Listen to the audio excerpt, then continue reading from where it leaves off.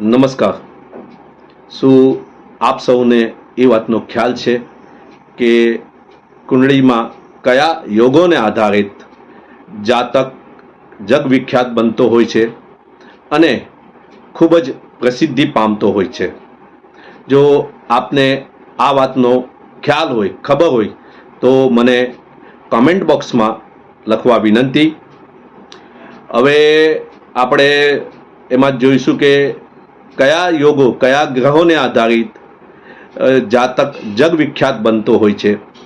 હવે ઘણા લોકોની મને ફોન પર ફરમાઈશ આવેલી હતી કે આપ કેવલ નેતાઓની કુંડળી પર જ આ યોગ એપ્લાઇડ કરતા હો છો, તો બીજા કોઈ કુંડળી પર જો આપ એપ્લાઇડ કરશો તો અમને કને ખબર પડશે ને અમે એમાં વધારે જાણી શકશું।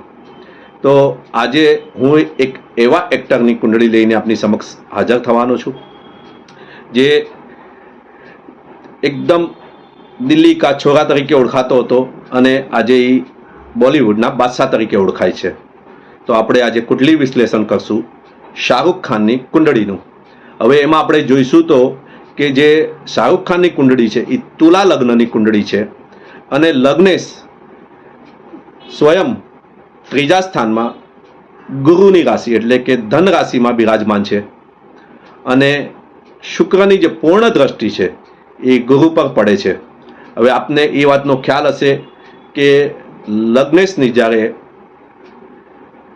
જે ગુરુ પર દ્રષ્ટિ પડતી હોય છે અને ગુરુની જે દ્રષ્ટિ છે સપ્તમ દ્રષ્ટિ એ પણ પોતાના ઘરને જોતી હોય છે, ધન રાશિને જોતી હોય છે, એટલે દ્રષ્ટિ સંબંધથી એક જબરજસ્ત રાજયોગ બનતો હોય છે।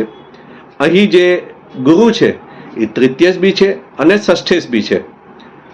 હવે એમાં એક બીજો રાજયોગ બી બનતો હોય છે કે ગુરુની લગ્ન ભાવ પર દ્રષ્ટિ, જ્યાં સૂર્ય નીચનો થઈને બેઠેલો છે। આપ સૌને ખબર હશે કે જ્યારે નીચ ગ્રહ ઉપર જ્યારે શુભ ગ્રહની દ્રષ્ટિ પડતી હોય છે ત્યારે વેદોમાં લખેલું છે કે એક નીચ ભંગ રાજયોગ નામનો એક મહાન રાજયોગ થતો હોય છે અને આ રાજયોગથી પુષ્કળ પ્રમાણમાં ધન પ્રાપ્તિ થતી હોય છે। ત્યાર પછીનું જે મારો જે વિશ્લેષણ મેં જે કરેલું છે અને જે આગળના વિડીયોમાં મેં આપને જણાવેલું છે કે પ્રસિદ્ધિ યોગ કેને કારણે બનતો હોય છે, એમાં આપણે જોઈશું તો કે ચોથા